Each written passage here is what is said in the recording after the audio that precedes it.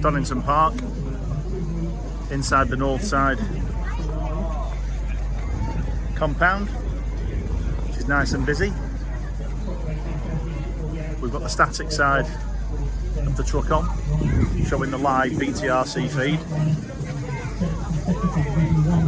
Looks at the back of the truck with the guts. Returning to the championship this year, who leads the Division 2 standings. And then at the front we've also got the full screen on the hydraulic. For the NSUK, you can see we've got the podium there for the truck racing. Endurance Championship. And people are taking photos 2 of hours the podium. continues, all Mercedes GT3 front row. Today's youngest winner.